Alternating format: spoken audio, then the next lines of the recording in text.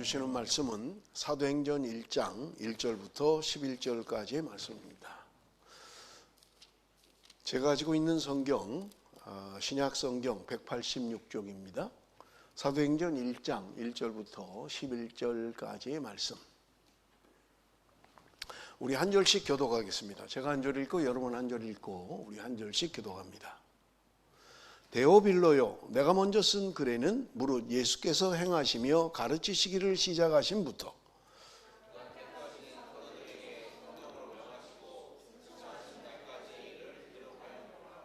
그가 고난받으신 후에 또한 그들에게 확실한 많은 증거로 친히 살아계심을 나타내사 40일 동안 그들에게 보이시며 하나님 나라의 일을 말씀하시니라.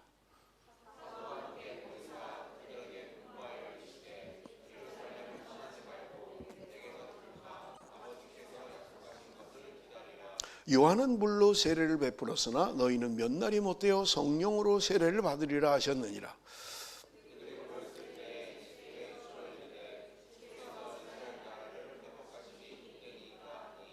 이르시되 때와 시기는 아버지께서 자기의 권한에 두셨으니 너희가 알 바 아니요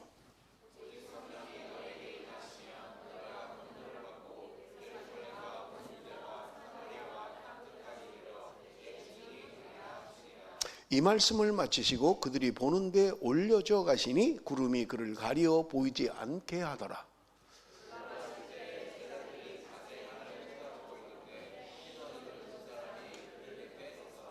이르되 갈릴리 사람들아 어찌하여 서서 하늘을 쳐다보느냐. 너희 가운데 하늘로 올려지신 이 예수는 하늘로 가심을 본 그대로 오시리라 하였느니라. 아멘. 우리 5월, 6월 두 달 동안 매일 성경을 따라서 우리가 묵상을 하는데 사도행전 전장을 묵상합니다. 그래서 5월, 6월 두 달 동안 사도행전 1장부터 28장까지 우리 사도행전을 묵상을 하게 됩니다. 여러분들 사실은 오늘 매일 성경 큐티 본문이 2장인데 오늘은 주일학교 학생부 전체 다 통일되게 본문을 묵상하고 말씀을 나눕니다. 그게 우리가 읽은 1장 1절부터 11절까지의 말씀이에요. 그래서 매일 성경 본문은 원래 2장인데 2장을 설교하지 않고 1장 우리 1절부터 11절까지 묵상을 하게 될 것입니다. 여러분 우리 두 달 동안 사도행전을 철야와 그리고 주일날 말씀을 듣게 될 건데요. 먼저 오늘은 서론입니다. 1장 1절부터 설교를 해야 되기 때문에 사도행전에 대한 서론의 말씀을 먼저 우리가 좀 나누고 그 다음에 본문의 말씀을 듣도록 그렇게 하겠습니다. 자, 우리 한번 질문을 해볼까요? 사도행전을 누가 썼죠? 누구요? 맞췄네요. 누가가 썼습니다. 왜 누가가 썼다고 생각하시죠? 성경에는 누가 썼다는 말이 없는데 성경에는 누가가 기록했다는 말이 없습니다. 수신자는 있어요. 받는 사람은. 그런데 누가 썼다는 말은 성경에 기록이 없습니다. 그런데 학자들은 이 사도행전의 저자가 누가일 것이다. 그렇게 이야기를 하고 있는 거예요. 그 이유가 몇 가지가 있는데 첫 번째는요. 사도행전 1장 1절 우리가 읽었습니다마는 데오빌로요 이렇게 돼 있잖아요. 그죠? 지금 수신자가 누구냐 하면 데오빌로라고 하는 사람이에요. 그런데 누가복음에도 동일하게 데오빌로에게 쓴다라고 기록이 되어져 있어요. 그러니까 누가복음을 쓴 저자 그리고 사도행전을 쓴 저자는 같은 사람이라는 거예요. 왜냐하면 똑같은 사람에게 편지를 하고 있기 때문에. 그리고 오늘 1장에 보면 내가 먼저 쓴 글에는 이렇게 되어 있어요. 내가 먼저 쓴 글에는 뭔가 지금 사도행전을 쓰기 전에 데오빌로라는 사람에게 뭔가 글을 쓴 사람이 있다는 거예요. 그 사람이 지금 사도행전을 쓰고 있다는 거예요. 그래서 학자들은 사도행전이 누가복음을 기록한 누가가 사도행전의 저자다 그렇게 이야기하고 있는 것을 우리가 볼 수 있습니다. 두 번째는요. 누가복음과 사도행전의 본문의 연결성이에요. 여러분 누가복음에는 예수님의 탄생 그리고 예수 그리스도의 사역 그리고 죽으심, 부활 승천까지 기록되어 있어요. 그런데 사도행전은 예수님의 승천하신 다음의 일을 기록하고 있다는 거예요. 그래서 지금 뭔가 연결된 누가복음과 사도행전은 본문의 내용이 연결되어 있다. 그렇게 여러분들 이해를 하시면 될 것 같고요. 세 번째는요, 누가복음과 사도행전에 의학 용어가 많이 나온다는 거예요. 의학 용어가. 그래서 이 저자가 의사일 거다라고 하는 거예요. 제가 한국에 갔을 때 목이 좀 아프고 그래서 약국에 가서 약을 좀 산 적이 있어요. 그런데 약국에 가서 증상을 얘기해야 되잖아요. 그래서 그 약사에게 내가 지금 이 목이 좀 아프고 따끔따끔거리는데 내 생각에는 인펙션이 된 것 같다, 이렇게 말을 한 거예요. 그랬더니 약사가 갑자기 나를 이렇게 쳐다보더니 의사세요? 그러는 거예요. 아니요, 나 의사 아닌데요. 제가 감염된 것 같아요, 이렇게 말을 해야 되는데 나도 모르게 그냥 인펙션이 된 것 같다고 이렇게 말을 한 거예요. 그러니까 한국 사람들이 그런 용어를 잘 안 쓰잖아요. 그러니까 의사냐고 묻는 거예요. 지금 누가복음과 사도행전에는 의학 용어가 많이 나오는 거예요. 그러니까 이 저자가 의사일 것이다. 그렇지 않으면 이런 의학 용어들을 많이 쓸 이유가 없는데 많이 기록되어져 있다. 그래서 사도행전 누가복음의 저자는 누가일 것이다 라고 이야기하고 있는 거예요. 그리고 네 번째는요, 사도행전에 특별히 많이 나오는 단어가 있는데 그게 뭐냐면 우리라는 단어예요. 우리. 나는 이렇게 해야 되는데 많은 문장에서 우리는 어디를 갔다, 우리는 어디 선교를 갔다, 이런 내용들이 많이 기록되어져 있는 거예요. 그러니까 지금 바울의 선교에 동참했던 사람, 여러분 누가가 의사였고 그리고 바울의 주치의로 선교에 동행을 했잖아요. 그러니까 그 누가가 바로 사도행전의 저자이고 누가복음의 저자일 것이다 라고 하는 이야기입니다. 또 하나는 교회사의 많은 학자들이 사도행전은 누가가 저자다라고 이야기하고 있다는 거예요. 그 중에는요, 요한의 제자였던 폴리갑이라고 하는 초대교회 역사학자예요. 그런데 이 폴리갑이라고 하는 사람이 사도행전의 저자는 누가다라고 이야기를 하고 있고요. 폴리갑의 제자인 이레니우스도 동일하게 사도행전의 저자는 누가다, 그렇게. 그런가 하면 터툴리안, 오리겐, 유세비우스, 초대교회 유명한 역사학자예요. 유세비우스라고 하는 이 역사학자도 사도행전의 저자는 누가다라고 이야기했다는 거예요. 그러니까 성경의 많은 증거들이 지금 사도행전의 저자는 누가일 것이다 라고 이야기하고 있다는 거예요. 자, 그렇다면 왜 누가복음을 기록했느냐 하는 거예요. 기록 목적, 이 사도행전을 기록한 목적이 뭔가라고 하는 것입니다. 여러분, 그것은요, 말씀드린 것처럼 예수 그리스도가 이 땅에 오셔서 죽으시고 부활하시고 승천하신 것까지는 복음서에 다 기록이 되어 있어요. 그런데 복음서 이후의 기록, 예수님이 승천하신 이후의 기록이 없는 거예요. 그게 뭐냐? 사도행전이라는 거예요. 사도행전이 예수 그리스도의 승천 이후에 그 사도들의 역사를 기록하고 있는 것이 사도행전이다라고 하는 것이고요. 두 번째는요, 왜 이것을 기록했느냐? 기독교가 참 종교인 것을 사도행전을 통해서 증명하고 있는 것입니다. 그것은 뭐냐면 언약에 근거한 말씀이라는 거예요. 그냥 어느 날 갑자기 이루어진 게 아니라 하나님께서 이미 오래전부터 언약하고 약속한 말씀들이 이루어지는 것이다. 또 하나 중요한 게 있는데요, 여러분, 당시에는 유대인들이 주로 기독교인이었어요. 유대교에서 개종한 기독교인들. 그런데 사도행전에서부터 복음이 이방인에게 전파되기 시작하는 거예요.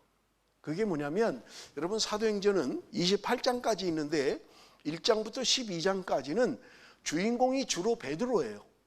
베드로에 대한 이야기가 많이 나와요. 물론 바울의 회심 같은 것도 9장에 기록되어 있고 하지만 12장까지는 주로 베드로의 사역인 것을 볼 수 있어요. 그런데 13장부터 마지막 28장까지는 바울의 선교에 대한 이야기예요. 그래서 바울의 1차 전도, 바울의 2차 전도, 바울의 3차 전도, 그리고 로마로 압송되어 가서 로마에서 복음을 전하는 내용까지 기록한 것이 사도행전이에요. 그러니까 사도행전은 여러분 크게 주인공이 나오는데 베드로 그리고 바울이라고 하는 두 사람이 사도행전의 주요 사역자로 성경에 기록하고 있는 것을 우리는 볼 수 있는 것입니다. 그런데 중요한 것은 말씀드린 것처럼 유대교에서 이방인에 대한 선교로 전환되는 게 사도행전이라는 거예요. 물론 구약에도 많은 말씀이 있었어요. 솔로몬의 기도 가운데도 있었고요. 이방인에 대한 구원의 역사를 하나님은 이미 전부터 약속하고 계셨던 거예요. 그런데 몰랐어요, 그걸.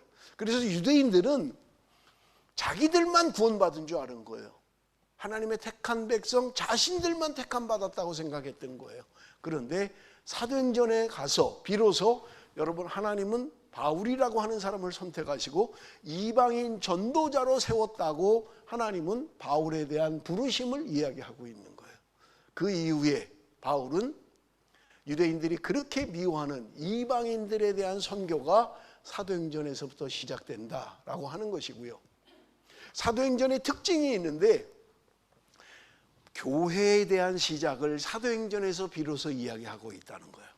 교회가 어떻게 형성되었고 성도들이 어떻게 생활을 했고 사도들이 어떻게 교회를 세워갔는가를 사도행전에 기록하고 있다는 거예요.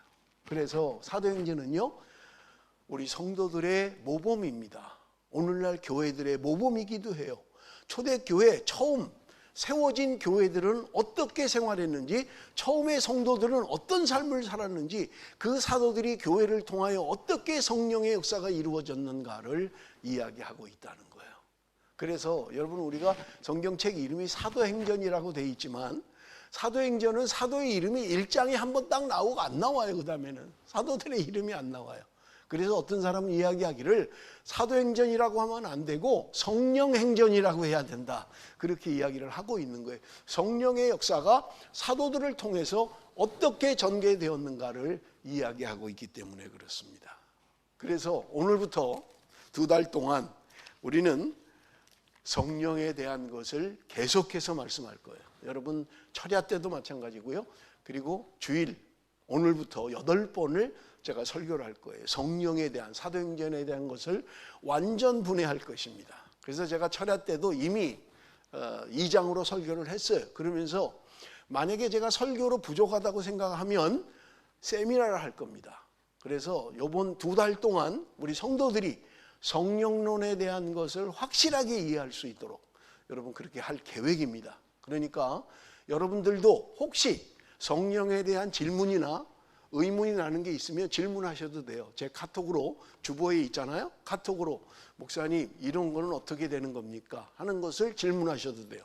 그러니까 여러분이 궁금한 것은 제 카톡으로 질문하셔도 되고요. 주일날 저에게 육성으로 질문하셔도 됩니다. 근데 제가 주일날은 좀 바빠요. 그러니까 가능하면 그 메일로 질문을 하시면 제가 답변을 해드릴 거고요. 설교로 부족하면 철야 8번 그리고 주일 설교 8번 16번을 설교할 건데 그것으로 부족하면 세미나를 해서 여러분들이 성령론에 대해서 확실하게 알도록 여러분 해드릴 겁니다. 그러니까 설교를 잘 들으시고 우리 하는 게 또 녹화를 해요. 이거 잘 이해를 못하겠으면 우리 유튜브에 들어가면 매일 설교가 업로드 됩니다. 그러면 여러분들이 들어가서 다시 들어보시고 질문할 거 질문하시고 성령론에 대해서 이번 5월, 6월 2달 동안 확실히 깨달을 수 있도록 그래서 의문이 생기지 않도록 여러분 확실히 공부를 좀 하면 좋겠습니다. 그래서 오늘부터 우리가 성령론에 대해서 공부할 텐데 먼저 사도행전 1장 4절 5절 우리 한번 같이 읽어봅니다. 4절 5절 2절 말씀 다 같이 읽습니다. 시작.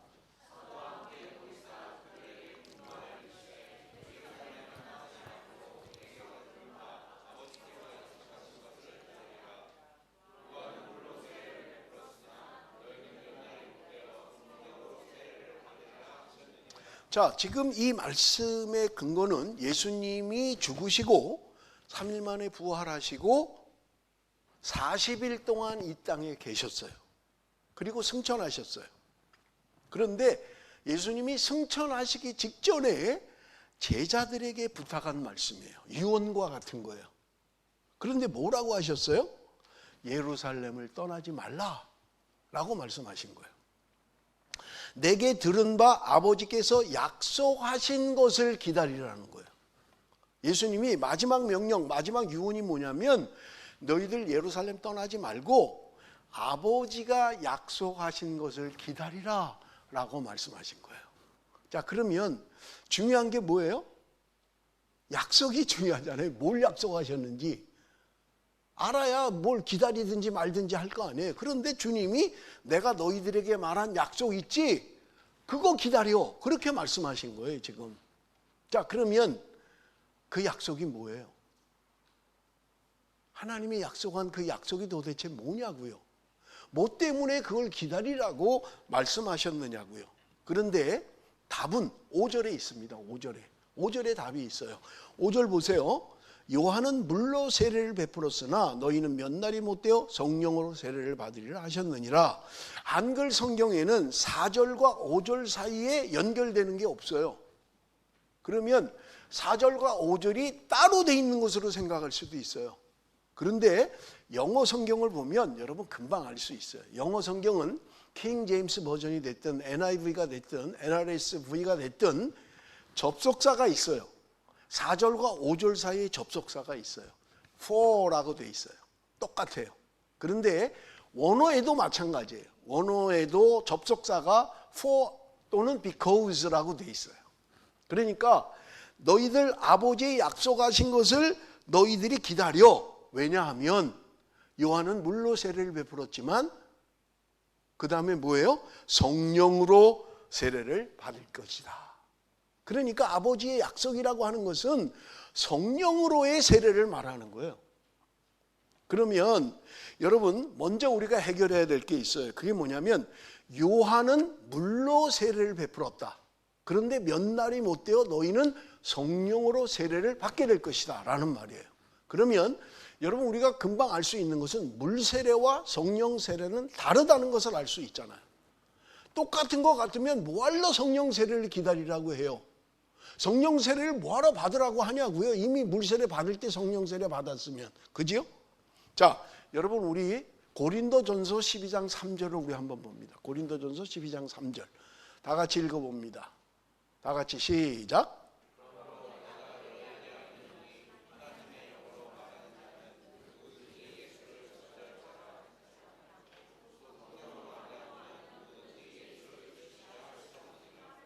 자, 여러분 고린도전서 12장 3절을 잘 아셔야 돼요. 성령으로 아니하거든 누구든지 예수를 주시라 할 수 없다라는 거예요. 자, 그러면 보세요. 이 문장을 살짝 뒤집으면 예수를 주라고 고백하는 사람은 그 안에 뭐가 있다는 거예요? 성령이 있다는 거예요. 성령으로 아니하고는 예수를 주라고 고백할 수 없다는 거예요. 그러면 묻겠습니다. 예수를 믿습니까? 아멘을 하셔야죠. 없어요, 여러분? 안 믿어요? 내가 예수를 주라고 고백하는 것은 내 안에 성령이 있다는 거예요. 근데 대부분의 사람들은 성령이 내 안에 어디 있지? 그런 사람들 많아요. 제가 이번 2달 동안 여러분들에게 가르쳐 드릴 거예요. 그러니까 여러분, 내가 예수를 주라고 고백하는 것은 성령이 아니면 불가능해요. 그러면 이제 의문이 생겨야 돼요. 그럼 성령 세례와 세례 받을 때 필요한 이 성령은 뭐야? 다른 거야? 같은 거야? 하는 거예요. 다르다는 거예요. 여러분, 지금 현대는요, 성령론 시대입니다. 성령론을 가지고 토론도 많이 하고 분쟁도 많아요. 그런데 제가 여러분들에게 정리를 해드리면 지금 현대의 성령론의 분쟁의 씨앗이 뭐냐면 이것 때문에 그래요. 성령 세례와 성령 충만은 같은 거냐라고 하는 거예요. 조금 더 이제 어렵게 나가죠. 성령과 성령 세례, 성령 충만 이게 어떻게 다르냐라는 거예요. 그런데 분명한 것은요, 우리가 물 세례를 받았다. 요한은 물로 세례를 주었다는 거예요. 그때 예수 그리스도를 믿는 사람이 세례를 받는 거죠. 여러분, 제가 수많은 세례를 베풀지만 예수 그리스도가 나의 구주입니다, 나는 예수 그리스도를 믿습니다 라고 고백을 못하면 세례를 못 줘요, 제가. 그래서 반드시 세례 전에 문답을 해요. 그리고 반드시 개인적으로 질문을 해요. 아무리 세례받는 사람이 많아도 개인적으로 질문을 해요. 주님을 믿습니까? 주님이 당신을 위해서 돌아가신 것을 믿습니까? 예라고 대답을 해야만 세례를 받을 수 있어요. 여러분 가운데 나 세례 받았는데 그런 질문을 받은 적이 없는 것 같은데 그런 분 있어요? 신중하게 안 들은 거예요. 저한테 세례 받은 사람은요, 다 물어봤어요. 여러분이 예라고 대답한 거예요. 그러니까 세례 받은 사람, 나 예수 안 믿는데? 이렇게 하면 안 돼요. 여러분이 고백을 했다고요. 여러분이 기억을 하든 못하든. 그랬기 때문에 세례를 받은 거예요. 자, 그러면 보세요. 세례 받을 때에 내 안에 성령이 있어서 세례를 받은 거예요. 그러면 요거를 어떻게 설명하냐면, 내가 예수를 믿을 때 받은 성령, 이거를 로이드 존스라고 하는 유명한 설교가는 기본적 성령이라는 거예요. 내가 예수 믿을 때 고백하고 내 안에 있는 성령은 기본적 성령이라는 거예요. 그런데 그런 기본적 성령으로 예수를 고백하고 신앙생활을 할 수 있어요.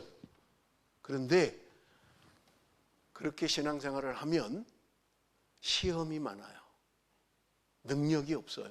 그런데 성령 세례를 받으면, 여기 오늘 본문에 말씀하고 있는 몇 날이 못 들어요 너희들이 성령 세례를 받을 것이다 라고 하는 이 성령 세례는 내가 세례 받을 때 내 안에 있는 성령과 달라요.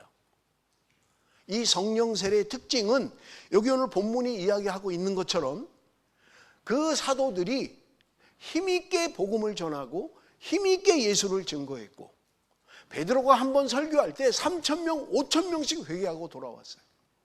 여러분, 사도행전 제가 얘기했잖아요. 이건 성령행전이라고요. 사도행전 초반부터, 여러분 3장부터 보세요. 앉은뱅이가 일어났다고요. 성전 미문에 앉아있는 사람이 기도하니까 앉은뱅이가 벌떡 일어나 버렸어요. 죽은 사람이 살아났다고요. 병든 사람이 고침을 받았어요. 장님이 눈을 떴어요. 벙어리가 말을 했다고요. 이게 성경이 기록하고 있는 역사예요. 성령 세례 받은 그 제자들이 나가서 복음을 전할 때 놀라운 능력이 나타났다는 거예요. 근데 문제는 뭐냐? 성령 세례와 성령 충만이 같은 거냐 하는 것은 다음에 설명을 할게요. 제가 왜 이야기를 드리냐면, 지금 성령론의 분쟁의 씨앗이 뭐냐면 이것 때문에 그런 거예요. 성령 세례와 성령 충만이 같냐 다르냐라고 하는 거예요. 은사를 강조하고 은사 중심의 교단들은 다르다고 하는 거예요. 그래서 성령 세례는 뭐냐? 제2의 체험이라고 하는 거예요. 내가 예수를 믿고 교회를 다녔지만, 내가 엄마 뱃속에서부터 예수를 믿었지만 그냥 뜨뜻미지근하게 교회 다니고 믿는지 안 믿는지도 모르고 그렇게 해왔는데, 성령 세례 받고 나니까 내 안에 담대함이 생기고 말하는 게 틀려지고요, 생각이 틀려지고요, 행동이 틀려지는 거예요. 여러분, 이것은요 제 삶 가운데도 분명하게 알게 된 거예요. 말이 달라져요. 생각이 달라져요. 절망과 좌절밖에 없던 내 인생 가운데 성령 세례 받고 나니까 세상은 살만해졌어요. 소망이 생기는 거예요. 내가 예수 그리스도를 증거하고 싶은 거예요. 여러분, 성령 세례 받으면 여기 오늘로부터 해서 사도들의 역사를 보세요.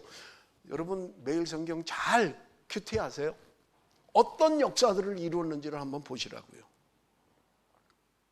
그래서 여러분, 물 세례와 성령 세례는 다르다라고 하는 거고요. 그러면 성령 세례와 성령 충만은 같은 거냐? 은사 중심의 교단은 3단계로 이야기를 해요. 예수 믿을 때에만 기본적 성령, 그리고 성령 세례 받는 것을 제2의 체험이라고 이야기하는 거예요. 그 사람들이 성령 충만 받는 거다라고 3단계로 이야기를 해요. 그런데 보수교단은 두 단계로 이야기하는 거예요. 성령 세례가 성령 충만이다 라고 이야기하는 거예요. 그 차이 때문에 분쟁하고 토론하는 거예요. 또 하나는 그러면 은사가, 하나님이 주신 은사가 지금도 계속되냐 끊어졌냐 라고 하는 거예요. 여기 오늘 본문에도 나오죠. 그들이 성령 충만할 때 방언을 했다는 거예요. 방언을 다른 나라 말로 기도하기를 시작했다는 거예요. 그러면 방언의 은사가 지금 있냐 없냐 하는 거예요. 은사를 강조하는 교단에서는 지금도 은사가 있다. 병 고치는 은사, 능력의 은사, 방언의 은사 지금도 있다는 거예요. 예언의 은사. 그런데 보수교단은 끝났다고 생각하는 거예요. 사도들의 시대에 끝났다. 모든 은사와 모든 것은 중지됐다 하는 거예요. 그 이야기를 제가 2달 동안 여러분하고 할 것입니다. 그러면 중요한 게, 그럼 목사님은 어떤 걸 믿으시는 거예요? 궁금하죠? 저는 로이드 존스의 성령론을 따르는 사람입니다. 그게 뭐야? 로이드 존스의 성령론? 다음에 얘기해 드릴게요. 2달 동안 해야 되니까 지금 다 해버리면 뭐 시간이 없잖아요. 그건 다음에 이야기를 해드릴게요. 자, 그러면 보세요. 우리 성경을 한 군데 있습니다. 누가복음 24장 49절을 한번 펴보세요. 여기 뜰 거예요. 누가복음 24장 49절 다 같이 시작.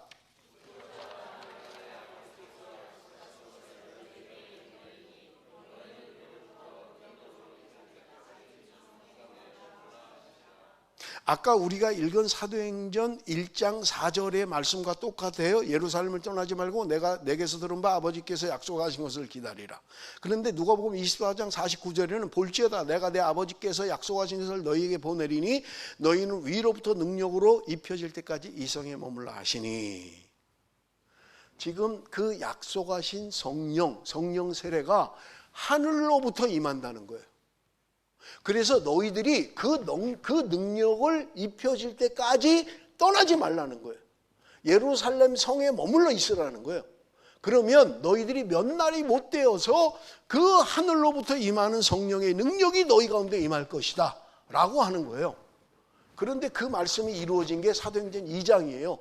우리가 보통 말하는 오순절 성령 강림 사건을 말하는 거예요. 그런데 정말 그 날은, 오순절 성령 강림 사건은 몇 날이 못 되어서 임했어요. 왜냐하면 여러분, 예수님이 6월절이 임할 때 죽으셨어요. 그런데 그들이 6월절 때는 죽이지 말자, 밀란이 일어날까 봐. 그래서 6월절이 지나자마자 예수를 처형했던 거예요. 그런데 6월절이 지나고 나면 다음 오순절이 50일이 지나면 오순절이에요.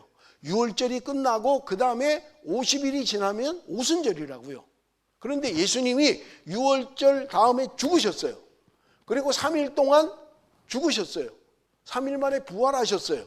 그리고 40일 동안 이 땅에 계셨어요. 그리고 여기 오늘 본문에 승천하신 거예요. 그러니까 보세요. 50일이 지나면 오순절인데 예수님이 죽으셨고, 뭐 제가 계산하는 것은 일주일도 안 돼요. 죽으시고 3일 동안 땅에 계셨고, 그리고 40일 동안 이 땅에 계셨고, 지금 본문은 마지막 예수님이 승천하기 전에 말씀하신 거예요. 여기 오늘 본문이 이야기하잖아요. 그들이 눈으로 봤다는 거예요, 예수님의 승천을. 그러니까 40일 플러스 3일, 그럼 50일까지 6일이나 7일밖에는 안 돼요. 그러니까 주님이 몇 날이 못 되어 너희들이 성령으로 세례를 받을 것이다 라고 말씀하신 거예요. 그게 실제로 일주일 만에, 며칠 만에 오순절에 모여있던 제자들에게 성령이 임했고, 거기에는 120명의 성도들이 모여있다고 이야기하고, 거기에 성령이 임했다고 말씀하고 있는 것입니다. 자, 왜 예수님이 제자들에게 자, 이제 내가 부활했어, 부활의 능력으로, 부활의 신앙으로 나가서 복음을 전해 라고 한 게 아니라 기다려라, 떠나지 마라, 하늘로부터 능력을 여기서 입어라 라고 말씀하셨겠냐는 거예요. 여러분, 중요한 단서가 있습니다. 우리가 성령으로 충만하고 성령 세례를 받지 못하면 우리는 이 땅에 살아가는 것이 연약할 수밖에 없고 실패할 수밖에 없고 좌절하고 절망할 수밖에 없다는 거예요. 예수님이 그걸 아셨던 거예요.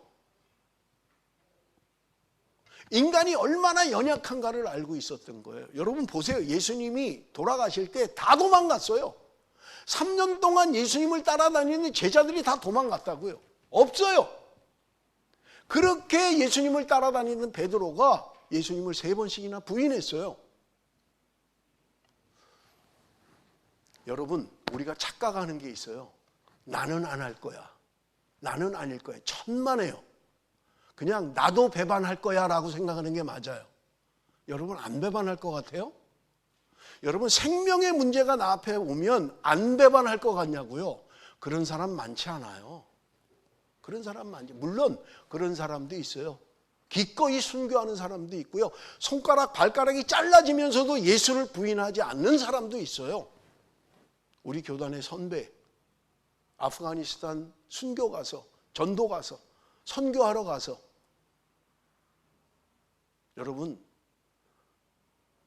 하루에 하나씩 이걸 잘랐다는 거예요. 너 예수 부인 안 해? 너 예수 부인하면 살려줄게. 예수 부인 안 하면 하루에 하나씩 이걸 다 잘랐다는 거예요. 여러분 한번 상상을 해보세요. 작두로 이걸 자르는 거예요. 손가락을 하나씩. 여러분 그래도 예수를 부인하지 않겠냐고요. 그 고통, 그 어려움을 당하면서도 부인하지 않겠냐고요. 주님은 아셨던 거예요. 우리의 연약함을 아셨던 거예요. 그래서 주님이 너희들 지금 당장 부활의 예수를 믿읍시다. 예수님은 부활했습니다. 하지 마라. 여기서 하늘로부터 능력을 입힐 때까지 여기 있어. 그냥 떠나지 말고. 여러분 우리가 성령 충만, 성령 세례를 받아야 될 중요한 이유입니다. 내가 성령 세례를 받지 못하면요 우리는 넘어지고 자빠지고 시험 들고요 세상을 이길 수가 없어요. 세상을 이길 수가 없어요. 세상을 따라갈 수밖에 없고 세상을 추구하게 되어 있고요. 그런데 성령 충만하면, 성령 세례 받으면 우리 생각과 마음이 달라지는 거예요. 행동이 달라지고요 말이 달라지는 거예요. 하니 못하니 할 거 없어요. 그냥 내비둬도 해요. 예수님이 살아계실 때 수많은 사람을 살렸잖아요. 그런데 성경을 자세히 보세요. 예수님이 병을 고치고 너희들 아무에게도 말하지 말라고 한 사건들이 있어요. 하나가 아니에요. 예수님이 너 지금 고침받은 거 아무에게도 말하지 마 라고 했지만 성경의 기록은 그들이 나가서 가만히 있지 않았어요. 예수님이 그렇게 부탁을 했고 말하지 말라고 했는데도 그들은 나가서 전했던 거예요. 예수가 나를 고쳤다. 예수가 나를 눈뜨게 했다. 예수가 나를 일어나게 했다라고 했다는 거예요. 왜요? 너무 좋으면 가만히 있을 수가 없는 거예요. 하지 말라 그래도 어쩔 수가 없는 거예요. 나가서 전할 수밖에 없는 거예요. 사도행전 1장 8절 우리 한번 같이 읽어봅니다. 사도행전 1장 8절 다 같이 시작.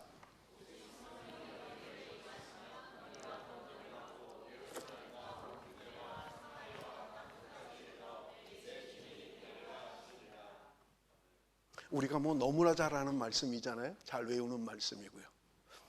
성령이 너희에게 임하시면. 여러분 여기 지역들은 중요한 의미가 있어요. 첫 번째가 예루살렘이에요. 그들이 살고 있는 땅, 그들이 머물고 있는 땅, 예루살렘. 그 다음에 뭐라고 해요? 그 다음에 어디에? 유대. 그 예루살렘이 포함된 나라예요. 남유다니까. 그리고 사마리아는 북이스라엘의 수도예요. 그 다음에는요 땅끝까지 전하라는 거예요. 내가 속해 있는 이곳, 우리로 말하면 멜본, 너희가 이 멜본 복음화해야 돼. 전도해야 돼. 그 다음에는 호주까지 가서 복음을 전해.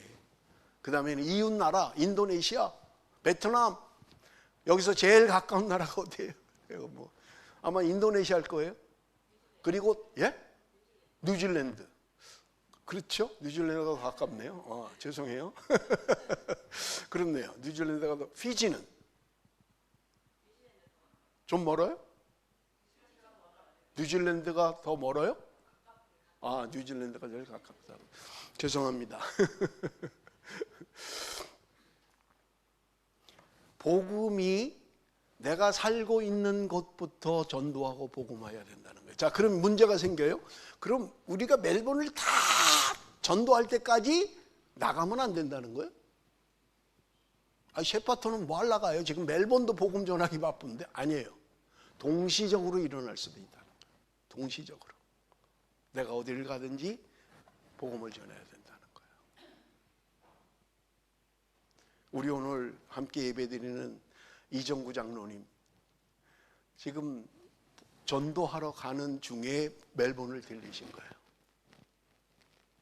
여기만 하고 여기 다 될 때까지 나가지 마라라는 게 아니에요. 동시다발적으로 할 수도 있어요. 국내 선교도 해야 되지만 세계 선교도 해야 된다는 것이에요. 자, 그런데 여러분, 교회가 시작된 것이 언제냐? 사도행전 2장 1절에서 4절 우리 한번 같이 읽어봅니다. 다 같이 시작.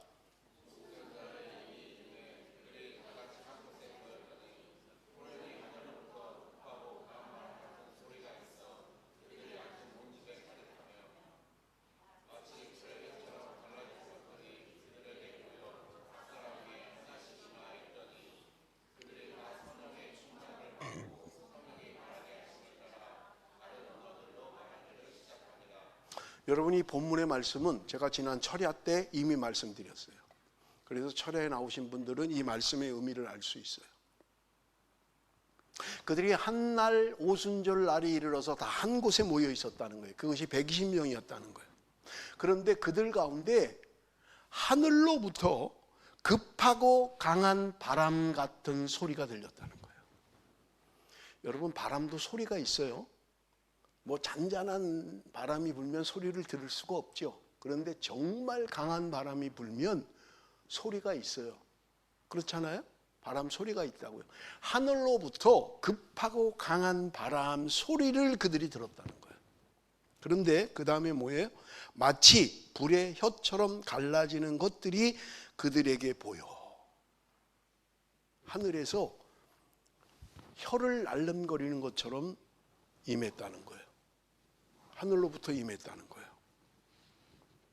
그래서 각 사람 위에 하나씩 임했다는 거예요. 단체로 그냥 임한 게 아니고, 불의 혀 같은 것이 그냥 전체에 임한 게 아니고 한 사람 한 사람에게 다 임했다는 거예요. 그러고 나니까 4절, 그들이 다 성령의 충만함을 받고 성령이 말하게 하심을 따라 다른 언어들로 말하기를 시작하니라. 그들이 성령 충만을 받았어요. 그래서 다른 언어로 말하기 시작했다는 거예요. 다른 언어가 뭐냐 하는 것 때문에도 분쟁을 해요. 이것은 다른 나라 말이다 라고 하는 거예요. 어떤 사람은 아니야, 이건 방언이야 라고 하는 거예요. 물론 방언도 말이에요. 그런데 철회에 오신 분들은 죄송합니다. 자꾸 한 얘기를 또 들어서. 방언은 두 종류의 방언이 있어요. 대신 방언이 있고 대인 방언이 있어요. 대신 방언은 하나님 앞에 내가 기도하는 거예요. 대인 방언은 사람에게 하는 거예요. 그런데 대인 방언에 두 종류가 있는데, 하나는 통변이 필요한 방언이 있고 통변이 필요 없는 방언이 있어요. 그걸 철야 때 제가 예로 다 말씀을 드렸어요. 어떤 방언은 특정한 사람이 알아듣는 거예요. 그래서 어느 목사님이 라디오 방송국에 가서 그 라디오 방송을 진행하는데, 그 사회자가 기독교 방송이겠죠? 물었다는 거예요. 목사님은 살아가면서 가장 하나님의 임재를, 하나님의 사랑을 느낀 게 언제입니까?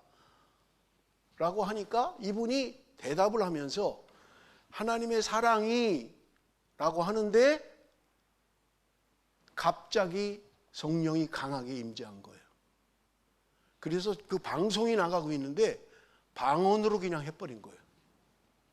뭐 워낙 성령이 강하게 역사하니까 그냥 라디오 방송이 전 세계로 송출되는 건데 거기다 대고 방언으로 그냥 해버린 거예요. 그런데 사회자도 목사님 잠깐만요, 그만하세요, 지금 못 알아들어요, 이렇게 하지 않고 내비두더라는 거예요. 그러니까 자기가 방언으로 다 얘기한 거예요. 그냥 방언 기도를 한 거예요. 그리고 끝난 거예요, 대담이. 이게 얼마나 황당해요. 말을 못 알아듣잖아요, 지금. 자기도 모르는데. 방언하는 사람은요, 통변의 은사를 받지 못하면 자기가 방언해도 못 알아들어요. 무슨 방언인지 몰라요. 그런데 이상한 일이 벌어졌는데 그 방송국의 스텝이 갑자기 뛰어와서 이야기를 하더라는 거예요. 뭐냐 그랬더니 그 방송국 안에 독일어를 할 줄 아는 사람이 자기밖에 없다는 거예요. 그런데 독일 지방에서 전화가 왔다는 거예요, 방송국으로. 그러면서 지금 독일 말로 얘기한 목사님이 누구냐 도대체? 라고 묻더래요. 그러니까 전부 다 이 말을 못 알아듣는 거예요. 근데 이제 방송국 스텝은 하나 알아들었겠죠. 독일 말을 하니까. 이분의 방언이 독일 말이었던 거예요. 그런데 독일에 살고 있는 어떤 여자가 불치병으로 굉장히 고통당하고 있는데 라디오 방송, 기독교 방송을 듣는데 어느 날 갑자기 영어로 하다가 갑자기 독일 말로 아주 시골의 강한 액센트로 독일 말로 하더라는 거예요. 그런데 그분의 방언의 내용이 지금 여러분 가운데 누군가 고통을 당하고 있는데 이렇게 하십시오라고 가르쳐 줬다는 거예요. 그런데 그렇게 해서 이분이 불치병에서 고침을 받았다는 거예요. 너무 놀래가지고 방송국으로 전화를 한 거예요. 도대체 누구냐 그 사람이. 근데 방언을 한 본인도 몰라요. 그리고 옆에 있는 사람도 몰라요. 그 방송을 들었던 독일 어느 여자가 그걸 알아들었던 거예요. 방언은 통역이 필요 없는 방언도 있습니다. 그냥 알아들어요. 그런데 본인도 몰라요. 저는 통변의 은사를 받지 못했기 때문에 제가 하는 방언에 통역을 할 수가 없어요. 누가 해줘서 알았어요. 저도 통변의 은사를 받은 사람이 내 방언을 듣고 방언의 내용을 얘기해 주더라고요. 근데 내 방언의 내용이 뭐냐면 사람 낚는 어부가 되게 하리라. 사람 낚는 어부가 되게 하리라. 그걸 방언으로 하고 있다는 거예요. 제가 집사 때 통변을 받은 거예요. 목사 때 받은 게 아니고. 여러분 다른 언어로 말했다는 거예요. 여러분 여기 오늘 사도행전에 보면 2장에 보면 그들이 하늘로부터 능력이 임해서 다른 나라 말로 방언으로 기도하기 시작했는데 그 주변에 오순절을 지키기 위해서 왔던 디아스포라들, 외국에 나가서 살고 있는 사람이 명절에 예루살렘에 와서 예배를 드려야 돼요. 마음대로 안 돼요. 자기 있는 곳에서 안 돼요. 예루살렘 성전에 와서 해야만 돼요. 절기를 지켜야만 되는 거예요. 오순절날 지금 다른 나라에 살던 사람이 지금 예루살렘으로 왔다는 거예요. 거기 있는 사람들의 이름이, 그 나라 이름이 기록되어 있는데 16개 나라의 사람들이 지금 120명이 방언으로 기도하는 내용을 자기 나라 말로 다 알아들었다는 거예요. 놀랍지 않습니까? 놀랍지 않아요? 방언하는 본인도 모르는데 그 나라 말을 알아듣는 사람들이 있는 거예요. 선교사들이 간혹 보고하는 내용 가운데는 한국말로 방언하는 사람도 있다는 거예요. 원주민이. 근데 본인은 모르는 거예요. 근데 한국 사람 알아듣잖아요. 근데 방언하는데 하나님을 찬양하라, 하나님을 찬양하라, 하나님을 찬양하라 그러고 있더래요. 한국말로. 본인은 모르는 거예요. 뭔 말인지. 한국말을 배웠어야 알지요. 모르지요. 한국 언어를 듣는 사람이 아는 거죠.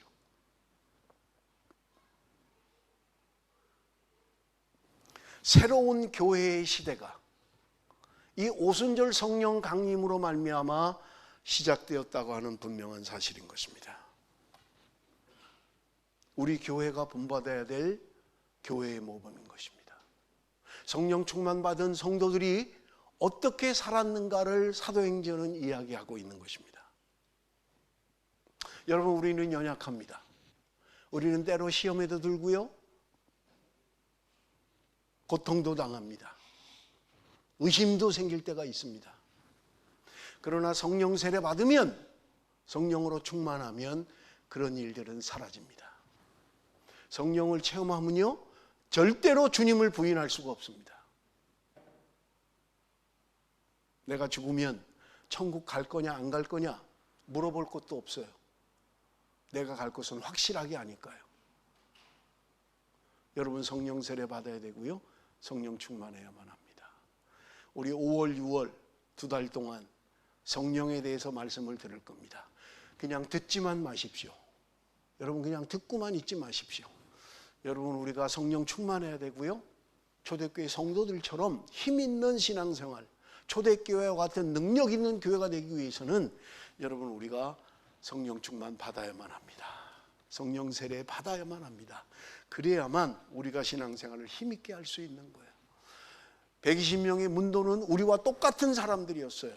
성정이 같은 사람들이었어요. 그러나 그들이 성령으로 충만할 때, 주님이 말씀하신 하늘로부터 임하는 그 능력을 받을 때 그들은 새로워졌던 것입니다. 세상을 이기고 나 자신을 이기기 위해서는요, 성령 받아야만 합니다. 여러분 사모하십시오. 그래서 제가 철야 때도 이야기했어요. 여러분 2달 동안 눈을 뜨면 핸드폰부터 켜시지 말고, 누가 나한테 카톡을 보냈나, 이거부터 쳐다보시지 말고 기도하십시오. 하나님, 내가 성령 충만하기 원합니다. 내가 성령 충만 받기 원합니다. 내가 성령 세례 받기 원합니다. 눈을 뜨면 2달 동안은 그 기도부터 하십시오. 하나님, 내가 정말 성령으로 충만하기를 원합니다. 여러분 수많은 간증이 이야기합니다. 어떤 사람은 산책을 하다가 성령을 체험해요. 어떤 사람은 운전을 하다가 성령을 체험합니다. 성경을 읽다가 기도하다가 우리의 일상생활 가운데도 얼마든지 성령의 역사가 일어납니다. 사랑하는 성도 여러분, 우리 2달 동안 우리 교회가, 여러분 기도해 주십시오.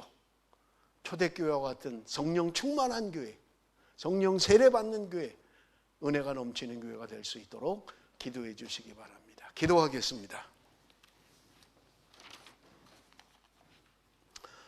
살아계신 아버지 하나님, 이 시간도 말씀 가운데 은혜 주심을 감사합니다. 왜 주님이 기다리라고 하셨는지, 하늘로부터 능력을 덧 입을 때까지 기다리라고 말씀하신 주님의 말씀의 의미를 깨닫습니다. 우리가 연약합니다. 부족합니다. 넘어지기 쉽습니다. 우리 가운데 임하시는 하나님, 하나님의 임재를 깨닫게 하시고 성령 세례, 성령 충만한 성도들이 될 수 있도록 주께서 함께하여 주옵소서. 예수님의 이름으로 기도드리옵나이다. 아멘.